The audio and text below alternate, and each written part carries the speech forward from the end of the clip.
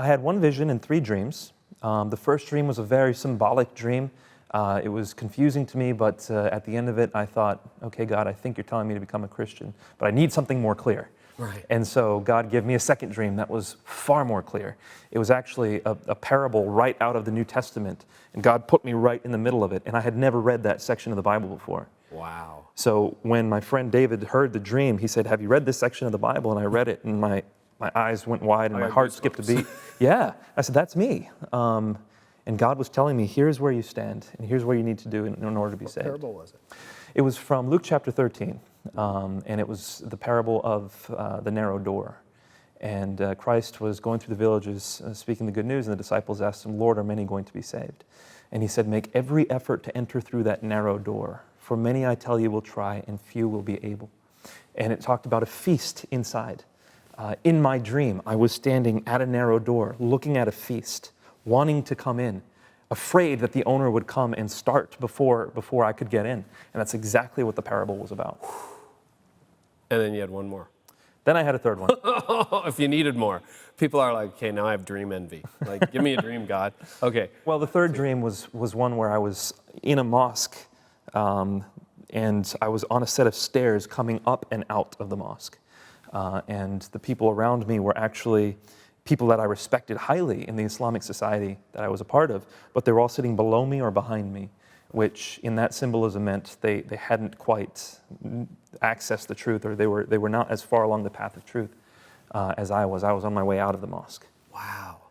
Wow. And that combined with the truth of Scripture and a friend who could actually defend Christianity. And that's exactly the key point. I did not hinge everything on the experience of these dreams, but they were confirmatory for all the evidence and the research that I had spent years on. Fascinating. Muslims are not expecting to commune with God the way an evangelical Christian would, for example, or other branches of Christianity. The veil has not been torn. People are not communing in that way. They're expecting to hear from God only through dreams or visions. Even the Prophet Muhammad received, according to Islam, revelations through an angel, not directly from God.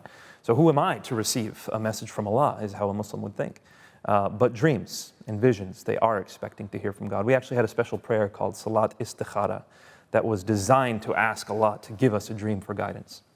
So that was the way I knew to turn to God for guidance, and I think that's why many Muslims do turn to God for guidance in that way, and God reaches them where they're expecting to hear Him. You grew up in a very healthy, very loving Muslim family, and actually took your faith extremely seriously as a young adult, as a teenager. So tell us about that journey from Allah to Jesus. Well, you're absolutely right. I was raised in a family that loved Islam, and I was taught to love Islam. I was taught to love Allah. But concomitant with that was a belief that Islam was a religion of peace. And so when I saw things happening in the news overseas as a child, I thought, that's not my religion. It didn't really strike home until 9/11 when you had to deal with it. And I realized, well, these people really did claim to be Muslim. So that was such a stark contrast to the Islam that I knew. At the same time, I had just started university, and so I was meeting new people. I had been used to challenging Christians in their faith. I had realized that most Christians simply were unable to defend the basic tenets of their faith. Why do they think Jesus is God? Why do they rely on the Bible? What is the Trinity, and why believe in it? When I asked Christians about these things, they never could respond. But now, when I got to the university, I was meeting people who had begun to think about these things. And so I have made a friend who specifically had accepted Christianity a few years prior, and he began answering my questions, and I began challenging him some more, and I learned about the Bible. I learned that it was reliable. I learned more about the Christian faith, the case for the Christian faith, that it's strong. And at the same time, I studied the historical foundations for Islam.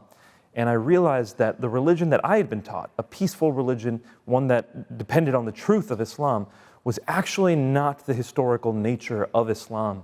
And it was when I came to that point that I had a real crisis in my life about whether I'm going to continue with the faith of my fathers or accept the evidence of the Christian faith. Yeah, now, I remember in your story that the veracity of Scripture, the reliability of Scripture was a huge factor in your decision to follow Jesus. Tell us more about that, because you were trained as a Muslim to believe that Christianity was completely made of fabricated scriptures and a series of historical inaccuracies. Is that right? Essentially, in Islam, the central doctrine is called Tawheed. It's the idea that Allah is one. And that's kind of pounded into your head. It's not just monotheism, it also denies the Trinity. That's what it's about. Right. There's actually a chapter in the Quran that Muhammad said is worth 1/3 of the entire Quran. And all it really says is God is not a father and God is not a son. And so when you drill that into a Muslim's head from the moment they're born, by the way, ask any average Muslim on the street, what's the first chapter they memorized? It's going to be that one. When you've drilled that into someone's head from childhood and someone presents Christianity to you and says, well, God's a Trinity, but then they don't know what that actually means, or they say Jesus is God and the Father is God, but they are not the same thing, that starts telling the Muslim, wait a minute, these Christians, they've missed religion, they don't understand, they're very confused. And so you take a look at the Bible does teach the deity of Christ. The Bible does teach Trinitarian philosophy and doctrine. And so for the Muslim looking at that, they have to say, well, the Bible's been corrupted. It's been changed. The Quran is perfectly preserved. So it took us a long time to actually investigate the manuscript evidence. We looked at the history of the textual transmission of the New Testament, and I realized that no, the Bible has never been changed in any way that is uniform and undetectable. We know exactly the historical origins of the Scripture. And when it comes to the Quran, though, actually, there was a very specific moment in its history when a leader destroyed all the Quranic manuscripts and sent out an official copy. And when I realized that I'd been poking holes at the Bible this whole time, whereas the Quran was the one that was open to criticism, that was just a huge paradigm shift. I felt as if my world was shaking underneath me. And along with that came all the doubts that maybe my parents were wrong, maybe my grandparents were wrong, maybe the imam was wrong. And that's a very hard thing for someone to grapple with. So one of the objections to Christianity when you read the Old Testament and the Israelites are taking over the promised land is, destroy all the villages. I run into people all the time for whom that's a stumbling block. And it wasn't necessarily rape and pillage, but it was, you're killing pregnant women. Isn't that something that's also true of Christian faith, or why was that not a deal breaker for you? This is generally the most common objection, and I think the reason why it's not an issue for the Christian faith is that a lot of what happened in the Old Testament, what was happening in those tribes, in those areas, was essentially the worst of many options. I mean, you had many bad options, and you had to kind of it was take care of it. the best of the worst? Sorry, that's what I meant. Yeah. It's the best of many bad options.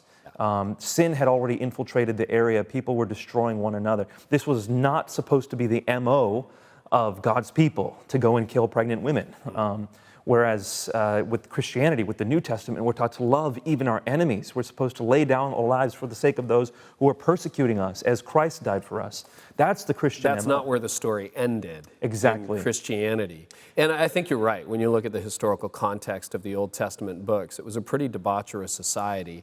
And some would see, and I mean, this is going to be incomprehensible to some because we can't see that from a 21st century perspective, but I mean, some would see that as merciful.